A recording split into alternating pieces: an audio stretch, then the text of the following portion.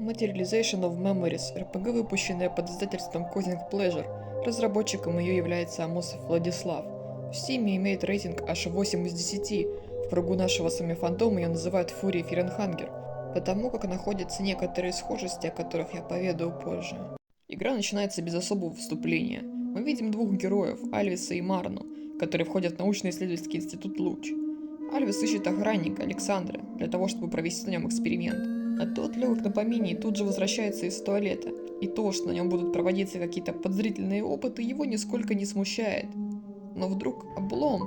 Электричество во всем здании обрубается. Герои быстро узнают, что дело в аномалиях. Подобное уже происходило, но не в таких масштабах. Теперь весь город заражен и охвачен тварями, которые по сути проекция воспоминаний и эмоций. Отсюда и название «Материализация воспоминаний». Самые страшные из тварей, по словам Альвиса, это способные мыслить. Такие персонажи нам встречаются в качестве боссов и иногда как союзники. Почти с первых минут игры мы можем примерно составить психологические портреты каждого главного героя, потому что они довольно клишированные. Александр тупой здоровяк и постоянно думает о еде. Альвис упертый и немного эгоистичный ученый, но является главным героем, потому мы можем частично контролировать его поступки. А также Марна, женщина.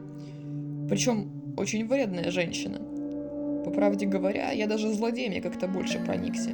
Повстречать я успел только двоих, алкаша-гиганта и медсестру. Тоже довольно большую. Что интересно, они оба, как плюс-минус находящиеся в сознании, подчиняют себе других монстров, потому являются более опасные.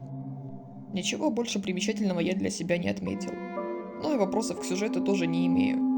Ну ладно, всего один. Почему Марне так тяжело не вступать в конфликты со всеми, особенно с сильными врагами? Даже у этого охранника инстинкты самосохранения лучше работают. Судя по всему, это игра для мазохистов. И когда я говорю для мазохистов, я не имею в виду рандомное усложнение геймплея как в фиг. Здесь любое причинение вам вреда умышленно. Во-первых, бой. Враги бьют дохуя. Я вроде носил броню, старался противников поджигать, слепить, отбирать ходы, отрывать конечности, но что бы я ни делал, все мои персонажи умирали после первого или второго хода. Мало того, что они много наносят, они еще пиздец какие быстрые в открытом мире. Когда отрубаешь голову противнику фиг, он умирает сразу. Не каждая конечность проводит атаку за один ход, и иногда враги бездействуют. Если все прям плохо, можно попытаться сбежать. В этой же игре враг атакует всем, чем только можно, и наносит урон в половину вашего хп за одну атаку, и убивает их только тогда, когда в торсе заканчивается хп.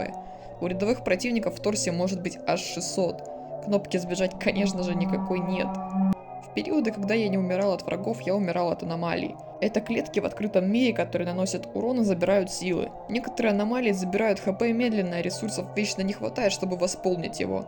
Благо персонажей здесь можно воскрешать, ведь их всего 3 до конца игры. Так что пока ваша девочка умирает от камня в голову, эти ребята восстают после лучевой болезни, ожогов 3-й степени и пролета сквозь огромную терку.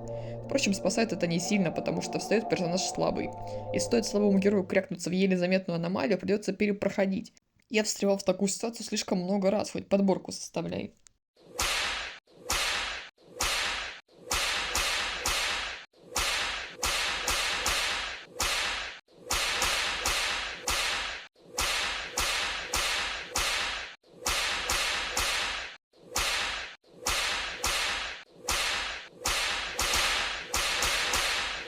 Из-за этих нюансов я старался избегать боя вовсе, а также избегать фармы предметов, ведь сундуки часто находятся в рисковых местах.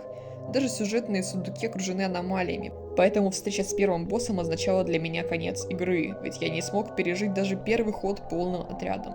На 4 часа записи пришелся 1 час внутри игры, как-то печально.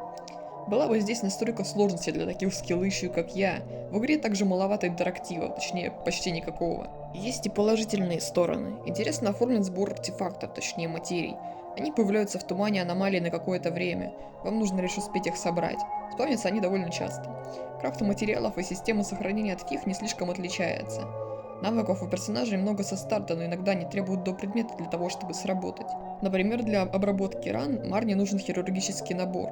Если у вас его нет, навык не сработает, но силы потратятся, так что будьте немного бдительнее. Из оружия можно стрелять в открытом мире, но не все враги умирают от пуль. Умирают они от них зато внутри боя, однако стрельба там отдельным навыком, чтобы не тратить патроны при обычной атаке. Для меня это скорее плюс. Ах да, спасибо Господу, что здесь нет механики с подбоссом монетки.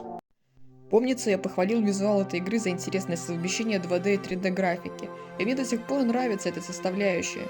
3D-фон дает глубину изображения, нарисованный герой на нем выделяется, в том числе из-за ярких цветов. Я бы предпочел, конечно, если бы персонажи имели более темный контур или тени, как-то так. Спрайты персонажей тоже можно немного прорисовать и добавить теней, но проблем с их дизайном у меня нет, и тем более портретами. Они экспрессивны и выглядят хорошо. Объекты оставляют желать лучшего, но правда, что это? Посреди нарисованного города просто фотография машины? Если с ассетами из RPG Maker я смирился, то машину уж, извините, можно было бы хоть обвести, не знаю. Отдельно стоит выделить дизайны врагов, они мне уж точно понравились больше всего.